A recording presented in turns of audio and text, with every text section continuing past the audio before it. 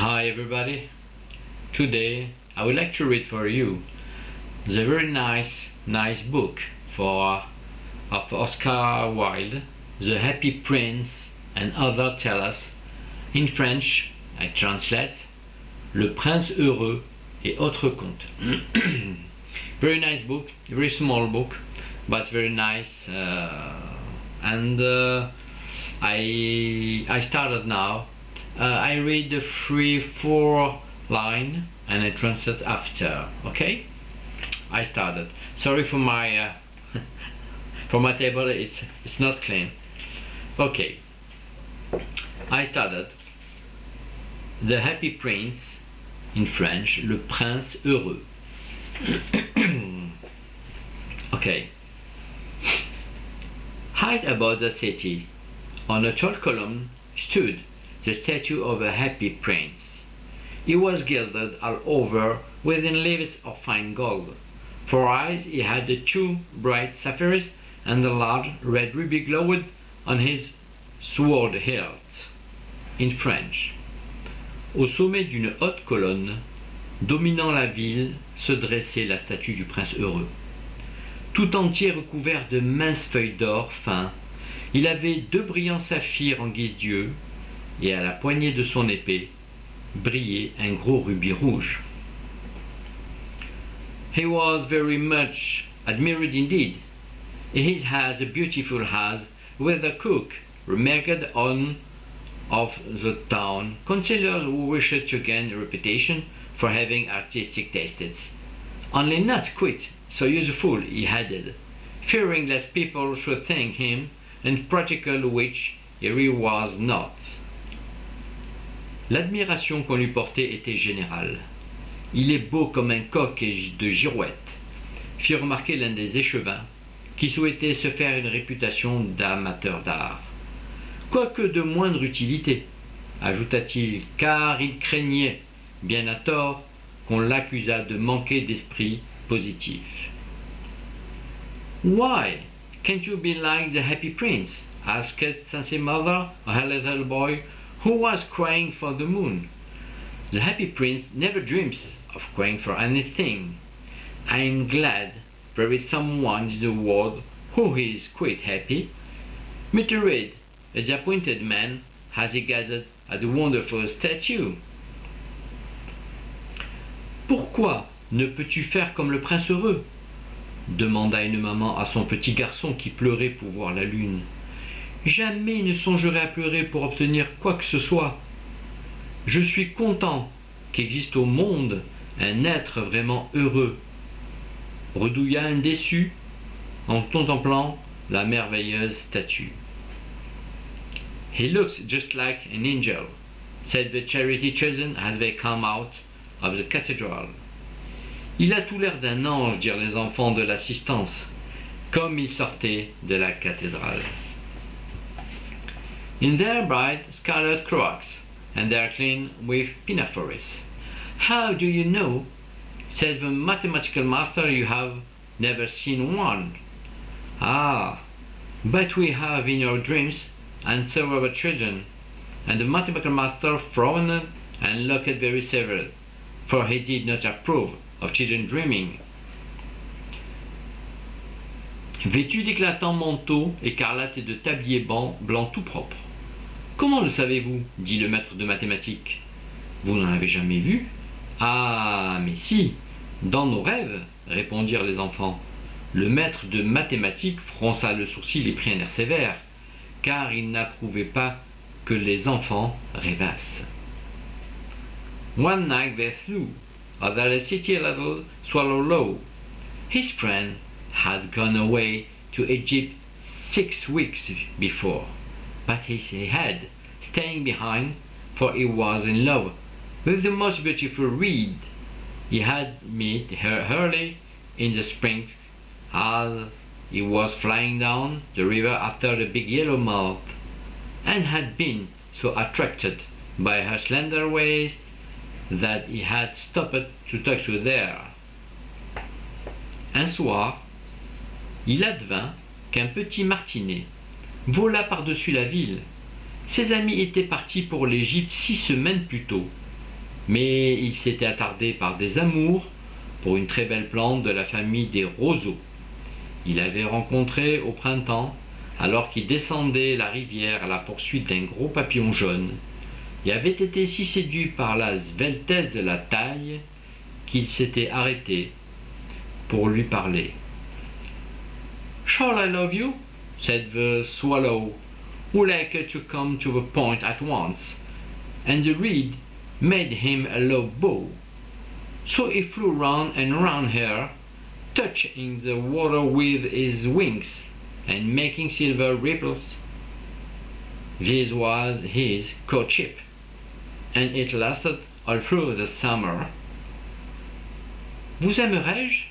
avait dit le martinet qui aimait à jouer franc jeu. Et la plante s'était inclinée très bas.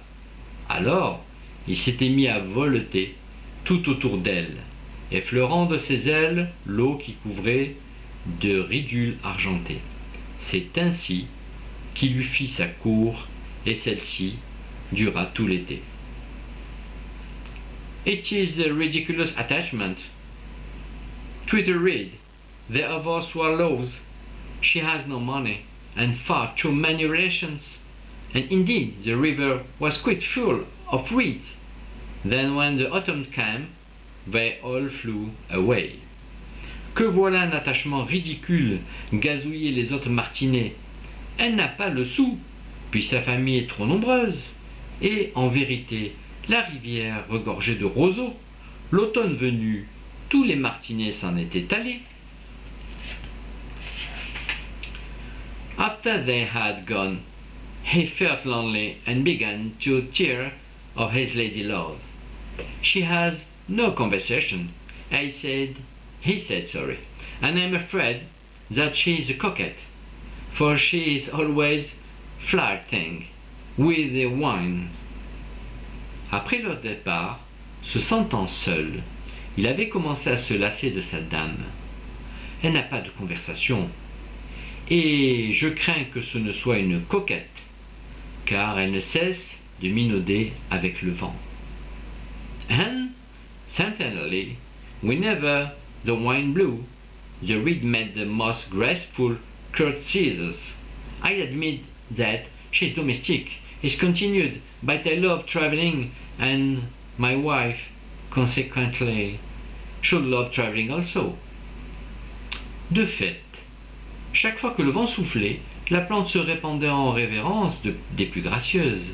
Sans doute est-elle fort attachée à son intérieur, poursuivit-il, mais comme j'aime à voyager, ma femme se devra d'aimer les voyages. "Will you come away with me?" he said finally to her, but the reed shook her head.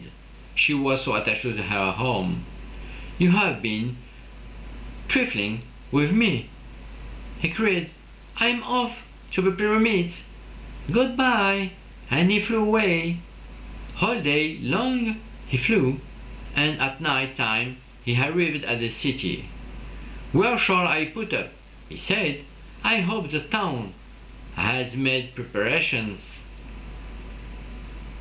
"M'accompagnerez-vous?" lui demanda-t-il enfin, mais elle fit non de la tête. Elle était trop attachée à sa demeure. "Vous vous êtes joué de moi," s'écria-t-il. "Je pars pour les pyramides. À nous revoir." Et il s'envola.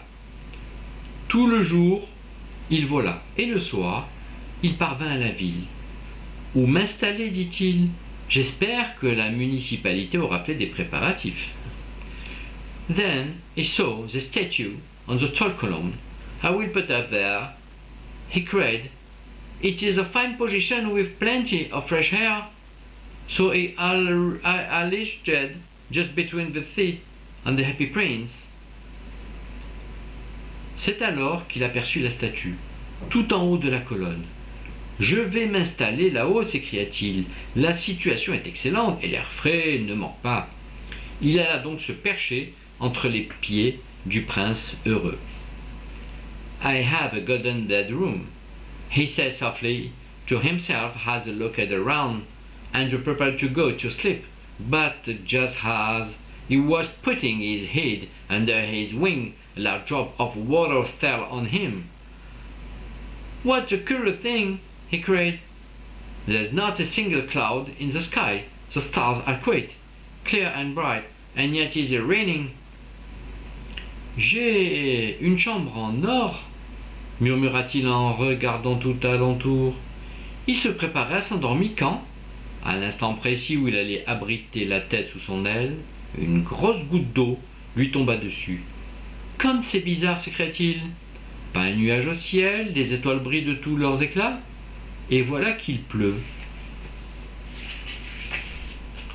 The climate in the north of Europe is really dreadful. The reed used to like the rain, but that was merely her selfishness. Then Alva dropped Phil. What is the use of the statue if it cannot keep the rain off?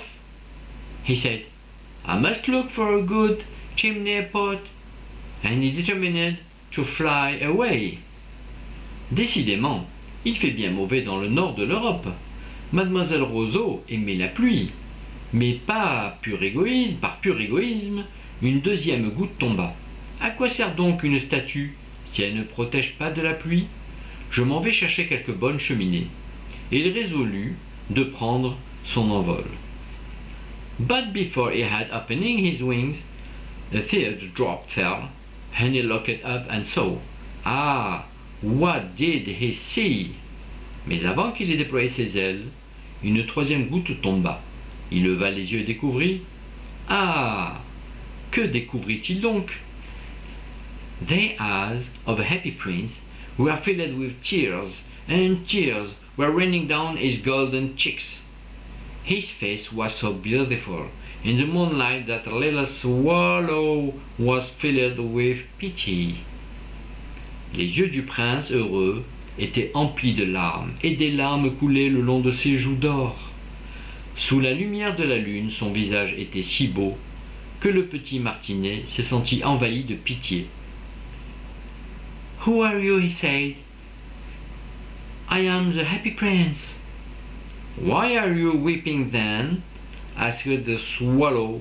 You have quite drenched me? Qui êtes-vous? Demanda-t-il. Je suis le prince heureux. Alors pourquoi pleurez-vous? Demanda le martinet.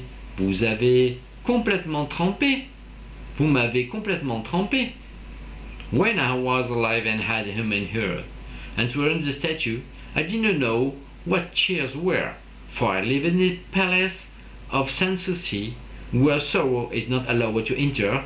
In the daytime, I played with my companions in the garden, and in evening, I led a dance in the great hall. Round the garden ran a very lofty wall, but I never cared to ask what lay beyond it. Everything about me was so beautiful. Lorsque j'étais en vie et que je possédais un cœur d'homme, répondit la statue, j'ignorais ce que c'était que les larmes, car je vivais au palais de Sanssouci, où le chagrin n'a pas le droit de pénétrer. Pendant le jour, je jouais dans le jardin avec mes compagnons. Le soir, je menais le bal dans le grand salon. Le jardin était sain, d'un mur fort imposant, mais jamais je ne me souciais de demander ce qui se trouvait derrière. Tout était si beau autour de moi. The last read. My courtiers called me the happy prince, and happy indeed he was, if pleasure be happiness. So I lived and so I did. And now, what I am, did they have set me up there, so then I can see all the ugliness and all the misery of my city, and though my heart is made of lead, yet I cannot choose but weep. Mes courtisans m'appelaient le prince heureux, et si le bonheur n'est rien d'autre que le plaisir, oui, j'étais heureux. Ainsi je vécus, ainsi je mourus. Et maintenant que je suis mort, on m'a installé ici tellement haut que je peux voir toute la laideur et toute la misère de ma ville. Mon cœur a beau être fait de plomb, comment ne pleurais-je? What? Is it not solid gold? Said the swallow to himself. He was too polite to make any personal remarks out loud, far away, continued the statue in a low musical voice. Far away, in another street, there is a poor house. One of the windows is open and through it I can see a woman seated at the table. Quoi? Il n'est pas en or massif? Se dit le martinet à part lui. Sa politesse l'empêchait d'exprimer à haute voix des remarques personnelles. Là-bas, poursuivit la statue d'une voix basse et musicale, là-bas dans une petite rue, il est une pauvre maison. Une des fenêtres est ouverte, et à travers elle, je distingue une femme assise à une table. Her face is thin and worn, and she has coarse, red hands, all pricked by the needle, for she is a seamstress. She is embroidering passion flowers on a satin gown for the loveliest of queens, maid of honor to wear at the next court ball. In bed in the corner of the room her little boy is lying ill. He has a fever and asking for oranges. Son visage est mince et las, et ses mains sont rugueuses et rouges, toutes piquetée par l'aiguille, car elle est couturière. Elle brode des passiflores sur une robe de satin que la plus jolie des demoiselles d'honneur de la reine portera lors du prochain bal de la cour. Sur un lit dans un coin de la pièce, gît son petit garçon qui est malade. Il a la fièvre et demande des oranges. His mother has nothing to give him but real water, so he's crying. Swallow, swallow, little swallow, will you not bring her the ruby out of my sword hilt? My feet are fastened to this pedestal and I cannot move. Comme sa mère n'a rien à lui donner que de l'eau de rivière, il pleure. Martinet, Martinet, petit Martinet, ne veux-tu pas lui porter le rubis de la poignée de mon épée? Mes pieds sont attachés à ce piédestal et je ne peux bouger. I am waited for in Egypt, said the swallow. My friends are flying up and down the Nile and talking to the large lotus flower. Soon they will go to sleep in the tomb of a great king. On m'attend en Égypte, dit le martinet. Mes amis volent en tous sens au-dessus du Nil et parlent aux grandes fleurs de lotus. Bientôt, ils s'en iront dormir dans le tombeau du grand roi.